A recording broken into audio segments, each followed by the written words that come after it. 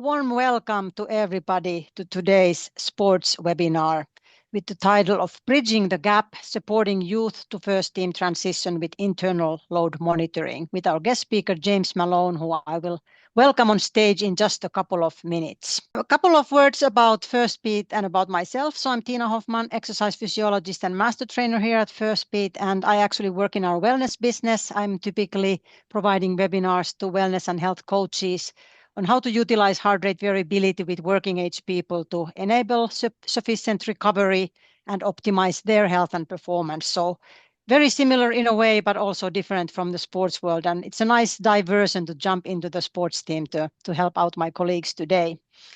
Couple of words about Firstbeat because we have quite a few new listeners on board today. So Firstbeat is a pioneering sports tech company that specializes in providing physiological solution for team sports specifically. We have over 1,000 teams today that are using Firstbeat and over 300 scientific publications that have used the Firstbeat sports solution in different ways. We have been working in this area for over 20 years, and today we provide physiological insights into performance, both with athletes and then also a separate solution for working age people to improve their well-being. And a couple of words also about the Firstbeat Sports solution.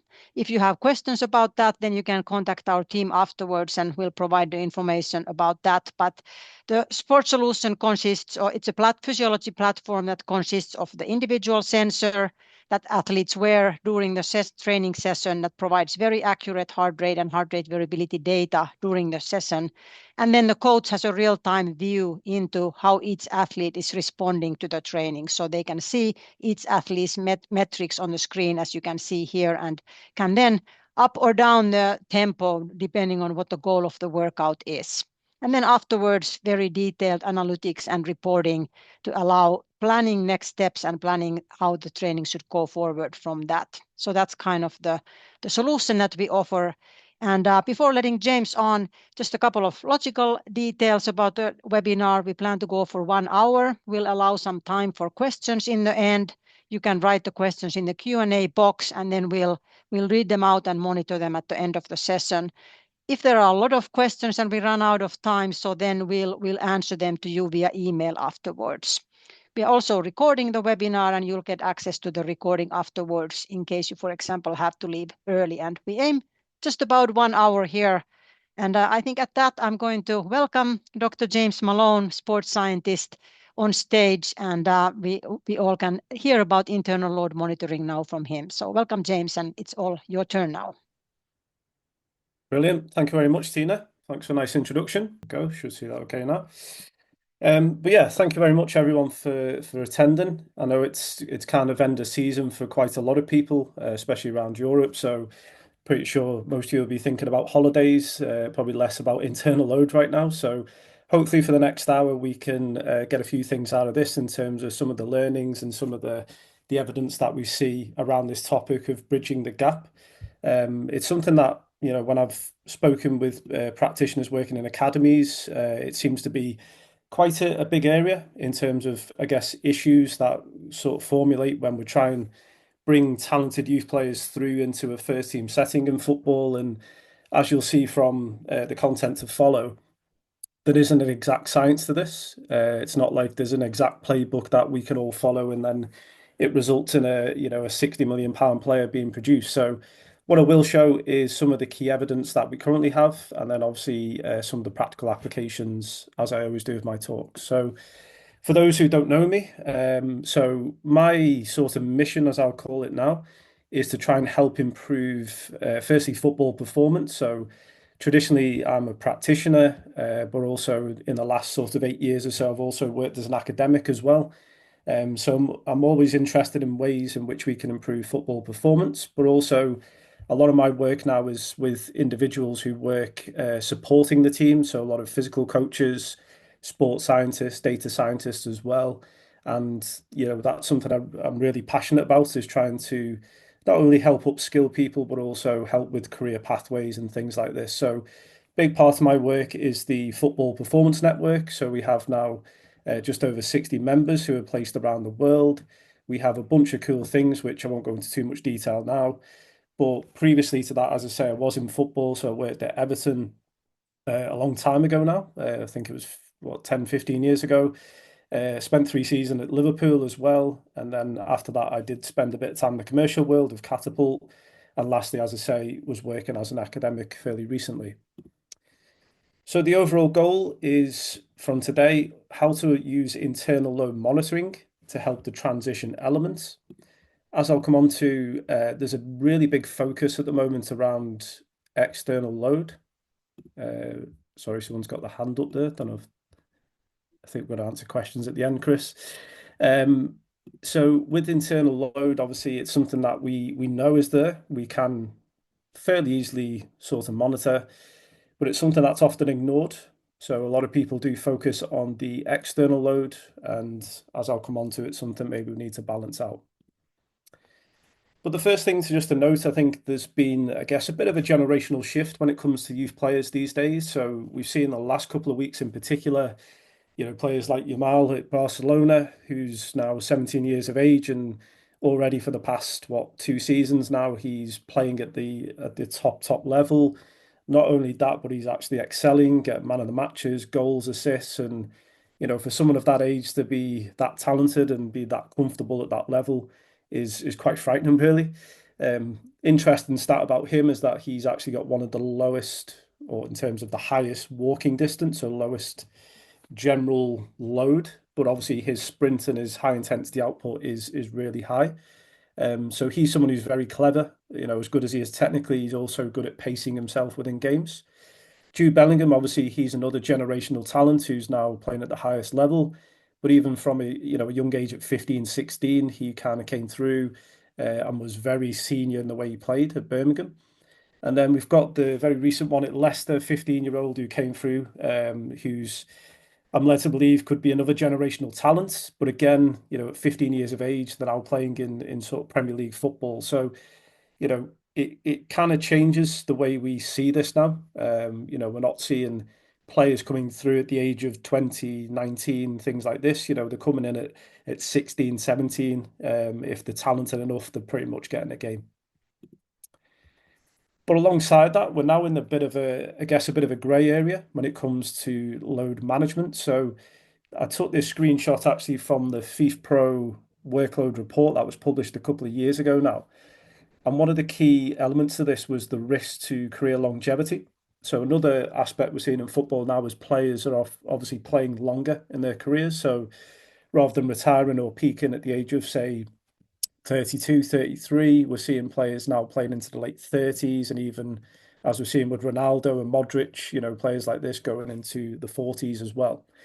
But if you compare, for example, Jude Bellingham with the players here, so players like David Beckham, Steven Gerrard, Frank Lampard, you can see by the age of 20, he has by far had a lot more first team exposure in terms of minutes compared to those previous generational players.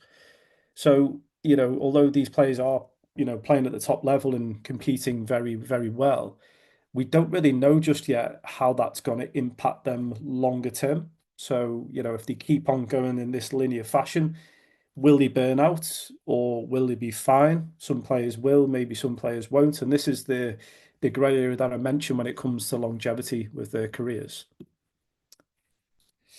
I just want to highlight this example, and this is by no means to pick out Barcelona here, but I think this was quite a well publicized example of potential overexposure at a young age. So Pedri, who's actually having a fantastic year this year in terms of La Liga and in Europe as well, started out at Las Palmas, played in the Segunda division, the second league, played, a full season there. I think he was maybe 16, 17 when he broke through, 37 appearances, and then made the transfer to Barcelona.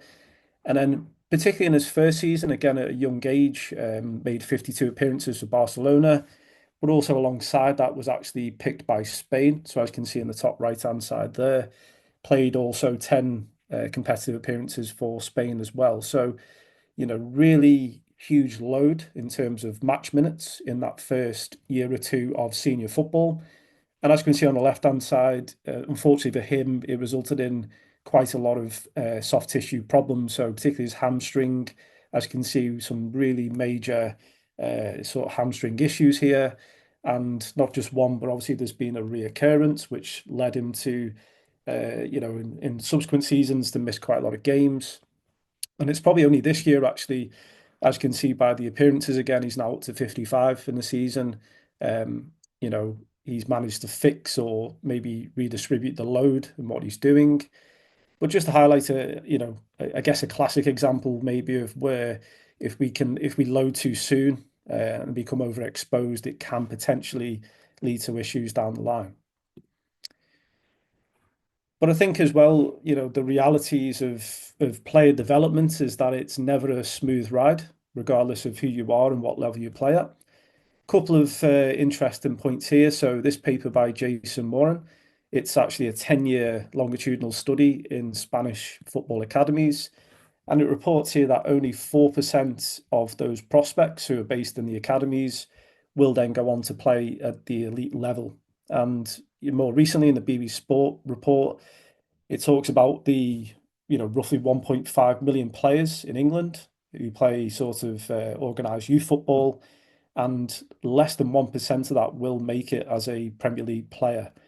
And as it mentions, finally, most of them, so three-quarters, will be dropping out the system between the ages of 13 to 16. So for those examples we saw where we've got players who are playing at the top level at 16, 17, for most in reality is that they're probably not even going to make that stage. So there's obviously that tricky pathway when you're going through the maturity stages, which I'm not going to go into too much detail today, but more so then when you reach sort of the age of 15, 16, 17, how do you then make that leap into senior football? So that's going to be what we'll focus mostly on today. And I just wanted to highlight this. So this was actually from so in England, we have what we call the EPPP system, which was introduced a number of years ago. And it really has revolutionized the number of talents coming through in the English pathway.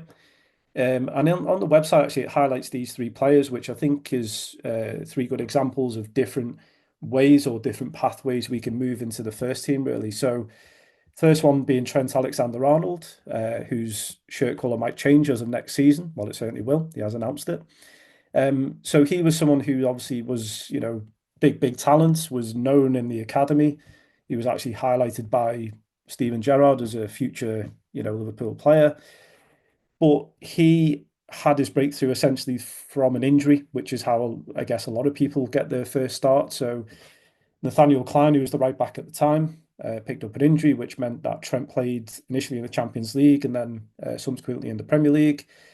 Prior to that, he was expedited through the age group. So he was playing at what we call the professional development phase level at an early age. So he was accumulating some good minutes there. But even by sort of the age of 19, he'd already played 20 times in the Premier League as a regular starter. So someone who's very much had an accelerated pathway, but at the same time, a little bit of luck in terms of that injury to the first team player. In the middle, you've got a good example here, which is Harvey Barnes. So previously with Leicester, now playing at Newcastle. So his pathway is a little bit different because he actually had quite a mixture of loans within his sort of development. So in total, he had 3 loans at MK Dons, Barnsley, and West Brom. From that, he then transitioned into the first team setting. So still by the age of 20, he did make those 20 appearances, similar to Trent. But obviously, he has gone to different clubs, and this is something we're seeing more now, is the use of the loans pathway in particular to expose young players to senior football and then obviously bring them back in with the hope of transitioning within their actual club. So something that's really interesting, something that's fairly, relatively new as a science, I guess, because we're now seeing jobs, for example, Newcastle were advertising for a loans pathway sports scientist to just look after the loan players. So something like that is a relatively new position. And the last example, Ollie Watkins. So I guess a little bit different because he extensively played in the English Football League, so coming through the divisions. As you can see, made over 200 appearances in the EFL. And then it was actually only later on in his career, by the age of 25, he actually made his first or got up to 20 Premier League appearances. So 3 distinct different pathways. Like I say, everybody's a little bit different. but obviously the transitional element to this is going to be a different perspective for each type of player here. And just to continue with the EPPP example, but in England, we have these distinct pathways. So we have the foundational phase, which is typically under 12 to 16. We've got the YDP, or the youth development phase, which is 12 to 16. The PDP, or professional development, which is typically 17 to 21. And then from that, you'll then hopefully be elevated to the first team. So I guess I've highlighted at the top part of the pyramid here because we, like I say, we've got different pathways, we've got different barriers and things that can occur. As I'll come on to, probably one of the big things is the lack of minutes or maybe the mismanagement of the match minutes in terms of first team and also then dropping down and moving between squads as well. But the one I want to highlight today really is around load management. So this is something that a lot of practitioners will feed back to me is that trying to track players through the various pathways, whether they go out on loan or whether they, train mostly with the PDP squad, but then bounce up and down with match day squads. And, sometimes the microcycle is hard to manage because they have to be ready for the game, but then they still need to develop as well. This is the art and the science around the transitional element for player progression. So what I'll come on to now is more around sort of the load management when it comes to youth football. I'm not going to bore you too much about the theory because hopefully you're well versed in terms of load management, but I just want to quickly go through obviously some of the key concepts here. In Pellizzeri model, which we're probably all well versed in, it's something which I have used for 15, 20 years now and still think it's a great way to view training when it comes to load management. The big part which I want to highlight here, though, is that internal load element. So, as I mentioned at the start of the talk, it's something that we probably overlook and probably don't really monitor. And that's something that I found actually when preparing this talk was in the literature, there's actually very scarce information about internal load data. So there's a bit on RPE, particularly session RPE. But when it comes to heart rate, there's actually very limited published data around the use of heart rate to manage the load. So from this, internal load drives adaptation. As you can see here on the right side, it can be influenced by many different things, such as genetics, health status, training status, things like this. Or if we purely focus on the external load in terms of the distances and the things that they do, we are really missing out on the key piece of the puzzle, which is to drive that adaptation and that progression. Similar this one from Jeffries as well. So this one's slightly different, this model, where it talks about the different types of effects or training effects. So we can either have a positive effect or a negative effect. So going back to the old Bannister Trimp type training effect model from the 70s. Obviously, we have an acute response, so whether that training session is positive or negative, but then also the chronic loading response as well in terms of how we're adapting to our various stimulus that we provide. From that, we need to obviously manage it. So as the final piece of this model talks about, it talks about functional and non-functional overreaching, and then also the overtraining aspect, which obviously we want to avoid. So when we're developing youth players, I mean, they're very, typically very robust. A lot of them, they can, take on load quite well. But if we don't progress it in the right way, that's where obviously injuries and problems can occur. And just to highlight, I guess, a little bit of a different viewpoint on this. So this excellent paper by Tim Gabbett, which was published only a couple of months ago, talks about the continuum when it comes to monitoring players. So we've already spoken about the internal and external load aspects, but then the third and fourth piece of this is how are they responding to it? So, most clubs now will have some form of subjective wellness monitoring, whether you use the Hooper index or something that you've adapted yourselves within your own setting. But the basics like sleep, fatigue, stress, soreness, etc., will help to guide that training process. And the last piece of the puzzle, which again is something that we tend to do, but maybe we don't use the data as well as we should, is readiness testing or freshness. And with this, we can use, jump testing, we can use heart rate variability, wellness monitoring, And if you collect that data well in a robust way, it can really help to, inform this overall process of developing the player. And from the same paper, this one again from Tim Gabbett, he talks about the differences in terms of the time frame of recovery. So, if you're doing a very high central nervous system stressful session, so something intensive anaerobic, such as repeated sprint or maximal sprint type work, that's going to require obviously more recovery from your neuromuscular system as opposed to the other end. So let's say you do a low CNS stressful session. So maybe some very sort of extensive aerobic type work, long duration efforts at a lower intensity. The recovery for that time period is going to be a lot shorter. So again, just to fit this back into the puzzle of load monitoring, every day in the microcycle is going to have a different theme, a different purpose, and a different loading pathway. But we also need to think about the body. So how we adapt in terms of the muscle, the tendon, bone, cartilage, and the overall physiological system. And in terms of measures, everyone's got GPS these days. When I first started, it was probably less common. These days, with the ease of cost, I guess, with getting systems now, it's actually pretty common for even lower teams to have the GPS system. We can obviously measure distances, we can measure changes in velocity, and we're now seeing more of the inertial sensors, particularly sport-specific algorithms to try and quantify load. For me, again, like say, the internal load is something that we should definitely be collecting in conjunction with external load monitoring.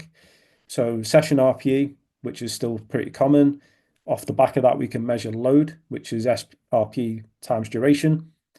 And then differential RPE, which is becoming more popular now, where we're actually differentiating in terms of the legs or the muscular system from the lungs or the cardiorespiratory system as well.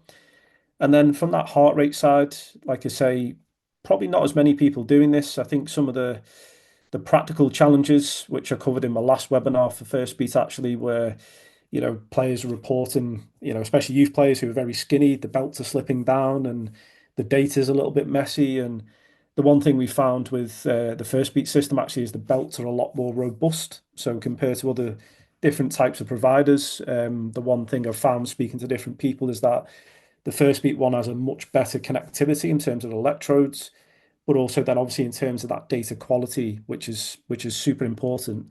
It becomes a lot easier to make the data collection process. So from that, we can generate TRIMP scores. We can, generate max heart rate and time in zone. And specific to the First Beat system, we can look at aerobic and anaerobic training effects. Put it all together. So this is kind of the load monitoring or management dashboard, if you want to think of it this way. So we pretty much have to think about 6 different things at any one time with each individual player. And this is why in football it becomes really tricky, because if you work in an individual sports where you've only got maybe 4 or 5 in your training group, it becomes so much easier to manage load and to manipulate it. In the chaos of football, we've got to try and manage maybe up to 25, 30 players within a squad. But ultimately, we need to look at firstly the match load. So, what has the player been doing in the most recent sort of week or month or however long you want to go back? What is their readiness state? So, based on the test I mentioned before, how ready are they to perform at any given moment? The balance of external and internal load. So, how much external work are they doing and how are they responding internally? And then lastly, more of the medical side. So how susceptible are they to injury? What's the injury history if they had previous soft tissue problems? And from that, we can generate a overall injury risk profile. So like I say, it's not a case of we just look at one of these in isolation. We have to take all of these bits of information and make that decision to the coach in the meeting to say the player's okay to go or we need some modification. And from the First Beat system, as you can see here, we've got some really nice visuals and dashboards that you can use within the software. So I quite like this one where we can simply look at the acute and the chronic load as well, and we'll look at the ratio between those two things. Within First Beat, there's also a quick recovery score that you can generate based off the heart rate data. So, using heart rate variability and things like this, we can quickly understand how well a player is coping with the training as well. So as you can see here, it's all color coded so that we can have a nice visual dashboard and we can see, how are things doing today, the previous week, and then going back chronically as well. And another cool feature which I quite like as well is how it looks in terms of historical data. So one thing the software will do is it will look at the range in terms of each of these different types of days. And as you can see from the gray sort of squiggly line part there, this is the upper and lower threshold for each of those different types of day. And with the black line, you can easily see when players are going within the range and obviously then when they're stepping out of what the normal range would be. So moving on slightly, we're going to now discuss some of the current demands of youth football, but also some of the potential practical barriers that we face as well. So this paper and this series of work from Mark McGuigan, so I believe he did his PhD, I think up at Celtic, could be wrong, but I just want to highlight his work really because he used a nice combination of objective data to look at some of the transitional pathways, but also some of the more perceptual or subjective opinions from key stakeholders when it comes to transition. So this first paper from Mark I want to highlight is asking coaches, what is it that you look for from a physical aspect when it comes to transition? So which are the things that you most value when promoting a player to the first team? And if you look at the four that are on the screen there, probably obvious, isn't it, really? But just to really highlight this, speed in particular is the one that the coaches look out for. Can we develop quick players? The modern game, although we still have our technical players who are maybe not as quick as others, but certainly in most positions now, speed is king. So we need to make sure we train it. Endurance, we obviously need good endurance base for pretty much everything. We need robustness as well. So it's no good coming in, playing a game, and then being injured for a while. And then finally, are they able to repeat, high intensity physical actions? So particularly within this example, it was all about sort of pressing because that's the way the first team's game model was centered on. So can they produce a high press? Can they recover? Can they go again on the counter press? Things like this is super important for what coaches want. And another paper from Mark, which highlighted some of the, as he called it, the danger zone. So some of the things where this is where players get lost within the process. So sometimes you'll have a player who maybe transitions to first team, but maybe, doesn't make the match day squad or does make it, but just sits on the bench. So that's probably a worse scenario because if they're not in the match day squad, maybe they can play reserves or, B team sort of level. However, if they're in the first team squad but don't play, they're not getting minutes. They're maybe getting the top ups after the game, but they're missing out on those key minutes in terms of the match development. The same with training as well. If you're in those first team microcycles where there is a chance you might play, it means then we can't push the player as much as we probably want to, because it becomes more about preparation rather than development. So again, that can be an issue. And then if the player's been floating in the first team for a while but not getting a breakthrough, it can also lead to a loss of focus and motivation. And another study from the same group again was just to highlight more the objective data. So what is the predictive role of particularly things like sprint distance and accel decels when it comes to progression? And interestingly, from the study, the authors found that it was actually the acceleration and deceleration capacity which was more important for progression versus sprint. So the way they analysed the data is they looked at the players who obviously transitioned through, and at the club there was actually quite a few within the data collection, and the players who had 3 standard deviations outside of the norm for accel decel data, that is, were the ones who had an increased probability of early transition into the first team. So obviously today's focus is on internal load, as I said before, but certainly from an external load perspective was an interesting study to look at. And then when it comes to, the differences between senior and youth level, what is the gap or is there a gap between the two? Interestingly, from the available literature, there's actually not too much difference, if any. So in this study here, which was based, I believe, in Denmark, we had a senior team, under 19, and an under 17 team. From this, you can see for our various variables on the bottom here, we've obviously got pretty much no difference. There's been a couple of significant differences here for accel decel, and then also for total distance here. But that was actually for the under 19s group. So they actually had an overall slightly higher amount, and this is in match play, by the way. But pretty much for most variables, we don't see much difference between the senior football and that of the youth team. This was also replicated in this study. So this one was done in the Netherlands, and we can see here for a combination of the training load and the match load within a particular week for the first team compared to an under 19 group. We actually saw the 19s would do more overall total distance. However, when we saw for sprint distance, it's actually flipped. So we actually see the first team produce more sprint distance across the training and match week. So this is probably something you see more commonly. So in terms of volume of work, it's pretty similar between the two groups. But in terms of that sprint distance, that real high velocity thresholds, we do see a bit of a gap when it comes to the academy and the first team setting. And then this more recent study by Ryland Morgans, apologies if those images are a little bit small, but just to highlight again, really, so this was looking at a training microcycle between a first team and an under 18 squad within the same club.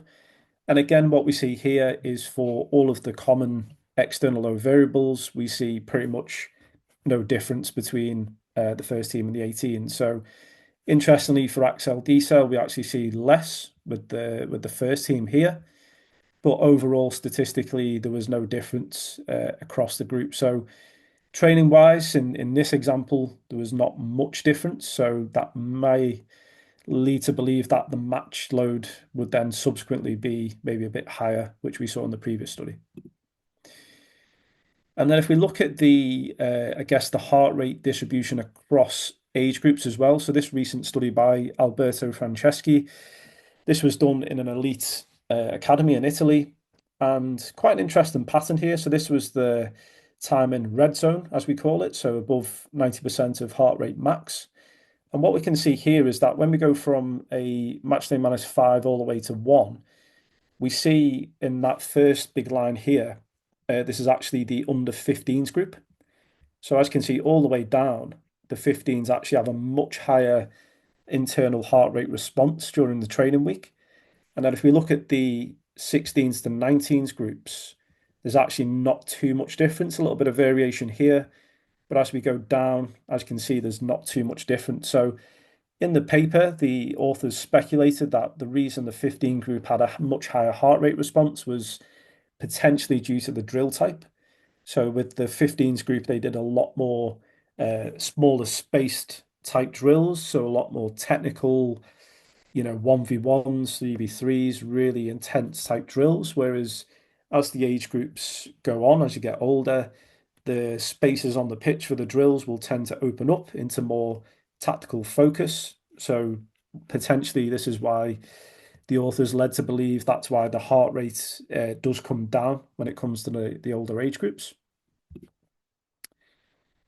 And again, if we look at the distribution of heart rate across, this is within a first team setting during a training week. Bit of an older paper now, but this one from Tae-Sok Young actually highlights which, again, it depends on the week and how you look at it. But in this example, a lot of the time is spent in the lower heart rate zones. So as you can see, particularly these bottom two here, which is less than 50 and 50 to 60%, a lot of the time is spent in those zones. And then it's only really, really small percentage of the time which is spent in the red zone, and anything above 80% as well. Like I say, this would probably vary depending on the week, whether you've got 1 game week, 2 game weeks, if it's a pre-season, for example. So, for me, this is important because it highlights really, what is it we're training academy players for in terms of heart rate. As we do see that progression where heart rate does generally come down. But one thing I anecdotally found working in the Premier League was that certain youth players, when they went through from the academy to the first team training, heart rate would just spike. It would just shoot right up because obviously the demands of the training are much higher in terms of technical demands. There's maybe more stress and intensity because they're playing with the big boys and obviously they want to do well. So the ones that found that then went on to be pretty good professionals, the heart rate stabilized, whereas some of them who maybe just dropped off the scene just couldn't cope with that demand and the heart rate always remained elevated pretty much every session. Okay, so I just want to finish really on a bit of a case study example. So I've spoken about obviously some of the practical barriers and some of the issues when it comes to transition, and obviously some of the loading principles that we can use when it comes to load monitoring. So I want to kind of bridge those two things together in terms of how we can maybe manage a best case scenario, which is never always the way, to get a player through from the academy to the first team. So in this example, we've got a young player, so 17-year-old central midfielder playing in England for a Cat 1 academy. Someone who's identified as, being a big talent, physically mature as well. So someone who's, maybe an early maturer or certainly someone who's coping with the demand quite well. So they feel as though it's a good time to expose them to first team. The key here is obviously then looking at our internal load data to make sure that we can monitor things and do so in a safe way. So going back to that Jeffrey's model, looking at overreaching and overtraining, we obviously want to push the player to adapt, but obviously don't want to push them too far that they have some issues. So if we bring in the first beat system, so looking at some of the key variables here, we can see firstly, so training effect, which is a really useful tool. So the maximum you can get is actually 5.0. So in this example, the player has a 2.1, which in the system would be aerobic maintenance. So that's also linked to the epoch as well. So the oxygen peak we can see it as a 130, which again is fairly normal. And the same for the TRIMP score as well, is 120 to 160. And time in the red zone is only around about 4 minutes. So from this internal load heart rate data, we can make a fairly good judgment to say, aerobically, the player's pretty solid. They're showing good aerobic maintenance. However, they might be at risk when it comes to high intensity training exposure. So this is obviously then maybe a focus we need to be worried about when it comes to progressing into the first team. So the first sort of phase of this would be in weeks 1 and 2. Can we really control the exposure? So, for example, and again, this is ideal scenarios, and I know that in football it's not always ideal. But let's say in those first couple of weeks we managed to get the player to do maybe 2 sessions with, say, the under 18s, or maybe it's the under 21s. And then in terms of the first team, they would be modified sessions. So rather than just chucking them straight in the deep end, maybe they can, come out of certain drills, or maybe they only do 80% of the session, for example, just to ensure that we're not overloading too much within the first couple of weeks. Looking at the first beat data, we can then see the training effect and the epoch. So obviously then it goes up because we've had this exposure to first team. So epoch might be around about 160. Training effect will be a bit higher, so maybe 2.5 to 3, which in the system would be more of an aerobic development type load. And the key thing here is obviously feedback. So every day through the week and through those 2 weeks is through our subjective wellness and through our readiness testing, really being tight on it to make sure the player isn't being overloaded too much and is struggling to cope with the load, essentially. We then want to progress it. So after the first couple of weeks of, I guess, stabilization, they can now push on a little bit more. So this time they're more integrated into the full session. So let's say they do a -3 and a -2. So this could be, the -3 being a high load type day, the -2 being maybe a lighter load, a bit of a tapered type session. Epoch and training effect will still go up because we've had, that big day on -3. So this time it's more of a anaerobic stress or stimulus alongside improving aerobic fitness still. But then alongside that, there might be a decision made where the player does the training with the first team, but then might still play a game for the 18s or 21s on a weekend. So this is why it's really important to closely monitor that, because if you just go, right, they've done the first team training, let's just throw them into the match on the weekend, it's nothing.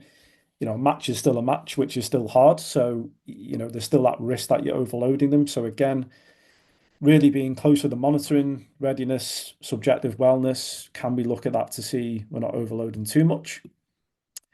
And then the final phase, so this will be weeks 5 and 6, where we're trying to fully integrate the person. So the key part here is ideally they'd probably not be in the match day squad so that we can continue to give them minutes with the youth team. Training load would be obviously a lot higher. So training effect would be into sort of 3.54 range. Epoch again would be higher, but we're still trying to not go above, say, 250, which would be far too excessive for what we need. From this, though, if the player hopefully reports that they've stabilized, they've adapted from the previous 4 weeks, they're ready and they feel good in the under 18s match play on the weekend, what we can hopefully then do is then start to play them some first team minutes. And again, it's all down to the coach. It's all about opportunity, because if a player gets injured halfway through this and then suddenly they're thrown in the first team, the whole plan goes out the window and we have to adapt. But where we can, let's make a plan and trying to progressively load across the periodized plan. So the outcomes from this case study was thankfully a successful integration without any sort of soft tissue injuries or illness. The training load and the training effect showed a progressive increase. So we went from being mostly aerobic when we were at the under 18s to more of a anaerobic training effect. Similar with the epoch data as well, we were able to bring that up without going too high. The player then made the bench. So by week 6, they were in the match day squad. And then 3 weeks later, they were able to make their debut off the bench and play a few minutes. So the staff might then hopefully say, they look good, they look great. That's the whole idea of this, is that we're actually developing players to be ready to go straight in, because for them, it might only get one chance or 1 or 2 chances to make a breakthrough. So hopefully by progressing it this way, using the internal load data, we can actually, do so in a safe manner. And the last point really is communication and coordination, which is super vital for anything we do really in football. But the first point is obviously having a central database. So, the First Beat software, as you can see here, really good dashboards that you can create. So I know a lot of people prefer sort of Power BI and Tableau and things like this, which is still fine.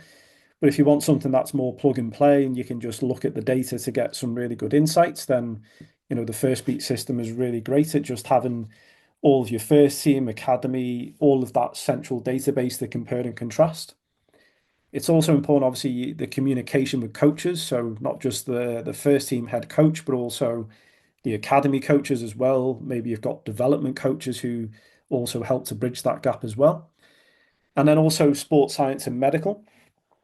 I think maybe sometimes this is where things get lost, because the first team staff maybe don't want to take ownership of the youth player just yet until they're fully integrated within the first team, which then often means they get a little bit lost in that process. So, let's say you've got a head of academy sports science or a lead sports scientist. Typically, they'll be the person to lead on this, and then they have to really be good at communicating with the first team physical coaches and sports scientists to make sure that the load is right and this player is being carefully managed. But as I say, sometimes that communication can get lost because nobody wants to take full ownership of that particular player. To summarize then, my main point here, I guess, is don't just focus on external load. When I prepared this presentation, I went through all the literature and I really struggled to find studies which looked at heart rate comparing academy and first team. It was pretty much non-existent, as you can see. So we do need to be more careful when looking at our load and don't just focus too much on the external aspect. Make internal load central to your process. And as I mentioned at the end, communication is just so vital to everything that we do. And that's me. So thank you very much for listening. Obviously, we'll answer any questions now, but if you would like to reach out, you've got all my sort of social handles there, my website as well, maloneperformance.com.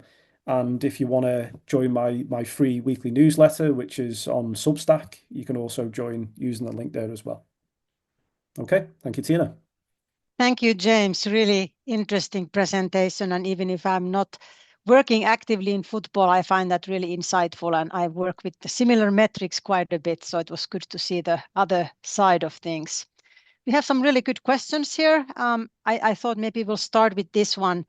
Scott is asking or commenting that he'd be interested in your experience in supporting youth athletes through school examinations and the impact of that kind of psychological load on the players' resilience and performance. Yeah, I mean, it's been a while since I've done exams myself, but certainly for young guys, I mean, and girls, I mean, it's such a stressful time for them, and I think the schools programs have become a lot better now within academies. Not only speaking from experience in England, but the support that they get, and particularly the player liaisons and the sports psychology support as well is far superior than it used to be. So those sorts of people can really help with that. But from a more of a physiology perspective, looking at more of the wellness aspect of this. So at the end of the day, stress is still stress, and a lot of us now, myself included, we all have wearable devices that we can use, and obviously First Beat have theirs as well. But if we can use some of that objective data alongside the support from the academies as well, I think it just helps to hopefully minimize the impact of that on the training and the football performance. Yeah, absolutely. And even from working with regular people, clearly, if the psychological load is heavy for whatever reason, it's really difficult to keep your performance level high, whether it's in sports or in any other aspect of life. So yeah, that definitely can have a powerful impact at that point. Good. Let's see what other questions here are. There's a question on second. I had one from here that actually had come earlier that I wanted to ask.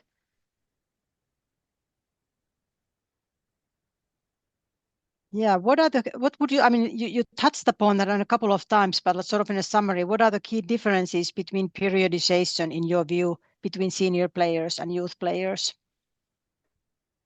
It depends on the club, really. I mean, most of let's say if they're, again, I'll use England as an example. A lot of the under 21s type training, mirrors first team to an extent. It depends on the first team, really. So if you're a team that are competing in Europe and playing multiple games per week, I mean, that's a whole different world compared to academy.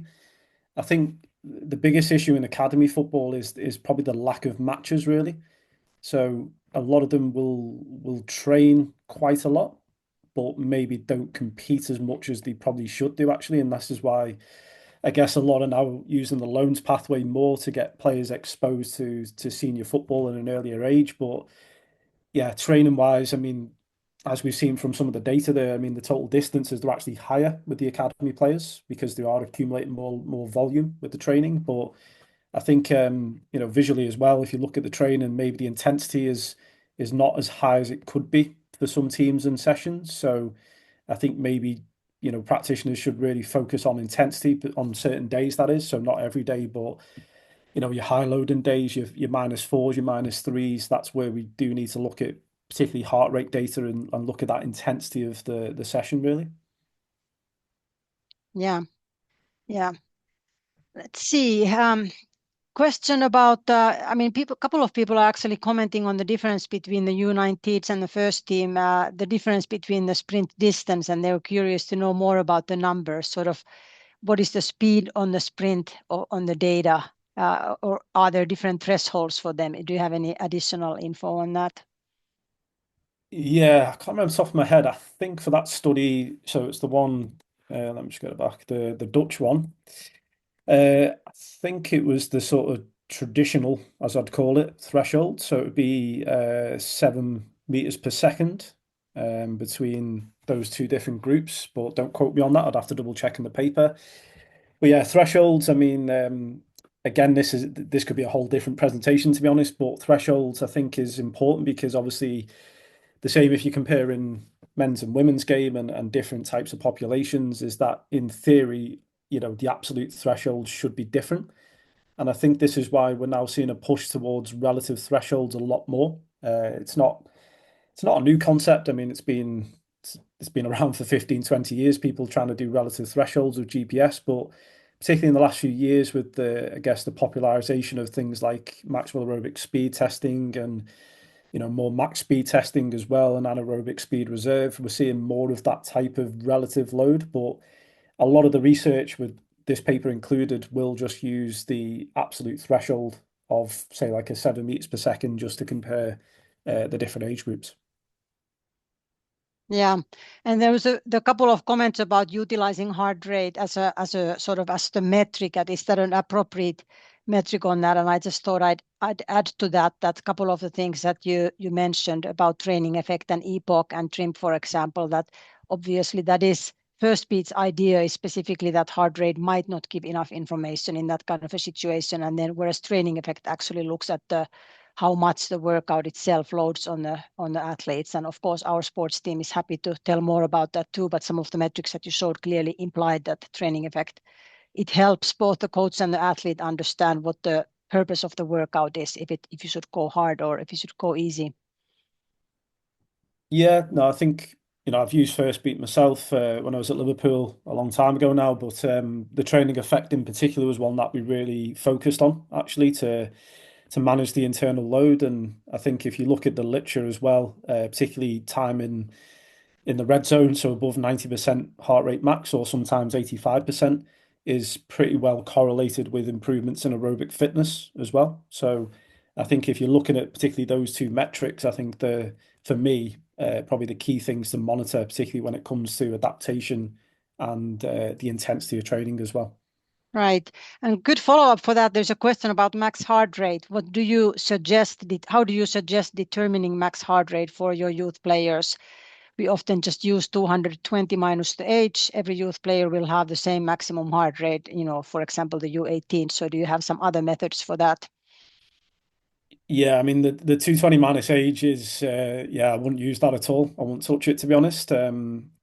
Yeah, it's something actually in the previous webinar of First Beat I covered in more detail, but the gold standard approach would be to jump on a treadmill and do a graded maximal test. So that will be, because with that you have certain physiological criteria you have to hit for a max heart rate. Practically though, getting 25 people in the labs can be tricky. So the sort of proxies or alternative would be either to do a maximal field-based test, so something like a yo-yo, Mm. or potentially a time trial like a MAS type test. Or some people do like to use match-based values, which some studies do show can produce higher max heart rates compared to field-based tests, actually. But the only thing just to be really careful on there is that you do potentially get some spikes in data. Because if you think about, naturally the belt does move during the matches. So sometimes you might get a 200 odd max heart rate, and then you think it's a real max heart rate when it isn't. So you kind of have to eyeball the data to make sure what you're recording is actually a true value with the max heart rate. Yeah, and it's really, really, I agree on the 220 minus age, particularly with young players. We monitored my son's soccer team for quite a while when they were about 16 and 17, and many of them had 220 as their maximum heart rate when they were wearing the belts, and the formula would have really, really greatly underestimated that.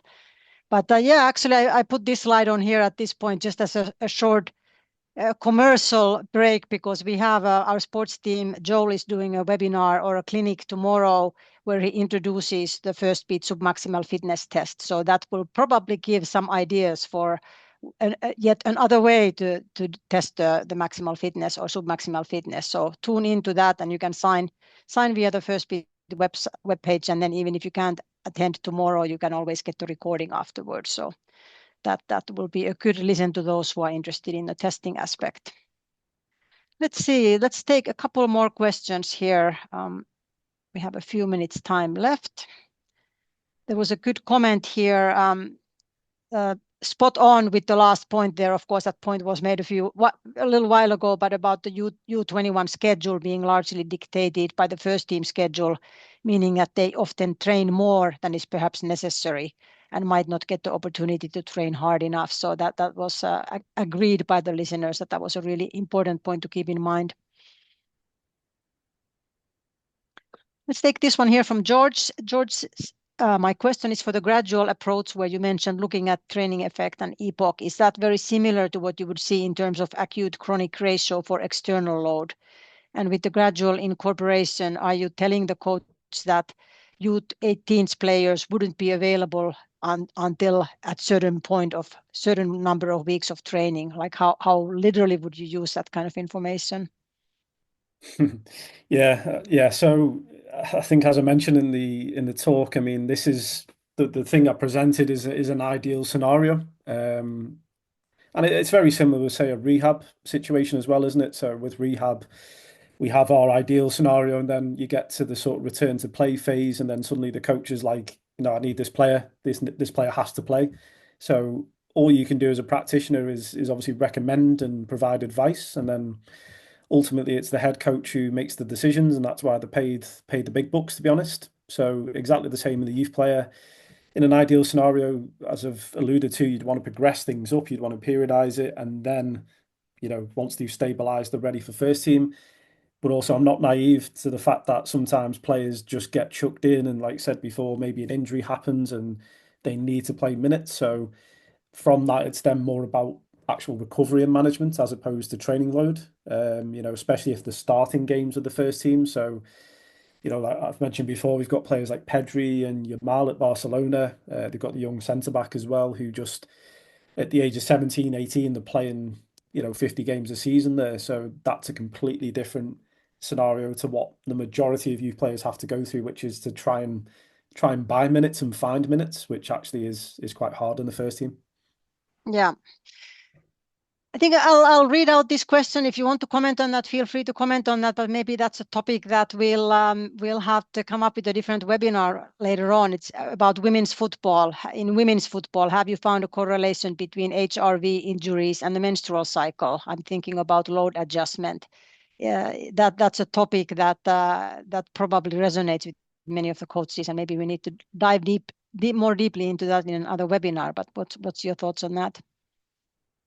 Yeah, like you said, I think that's probably a different topic for a different day. It's not probably something I'm an expert on, to be honest, if I'm being completely honest about that. From the bits I've seen with the menstrual cycle research, there's probably less evidence to show that it has huge effects, and I'm probably incorrect when I'm saying some of this, so feel free to correct me, people. But I think there's obviously certain parts of the menstrual cycle where certain hormonal responses will change and differ. But obviously the research in this area is still relatively new. So there's some good papers coming out now. Stacey Edmonds, for example, is doing some good work in this area. But I think, to hang your hat on and say things like HRV is linked to this and to that, I think we're currently lacking that evidence. So all I could really say is, one, I'm not probably the best person to ask. It's probably someone else who's really researching that area. But two, from what I've seen, we definitely need more work, not just in that particular area, but also in the women's game in general. Yeah, good point. And I agree, HRV is such a complex measure that it takes a lot of measuring, a lot of data, longitudinal data from the woman to really be able to draw conclusions. But definitely a topic to keep in mind for future. So I'll let our team know about that. But I think since it's 6 o'clock here in Finland right now, so thank you for a lot of really good questions. There are some that we didn't have a chance to get to yet, but our team will look at that and they'll provide the answers to that via email. And James provided his contact information, and we'll have that in the thank you email as well. So if you want to reach out to him for questions, feel free to do that. And our sports team information email is here, so they're more than happy to tell more about that solution. So huge thanks to you, James, for an interesting presentation, and thanks to everyone who joined the session today. And we will see you next time. Yeah, thanks everyone.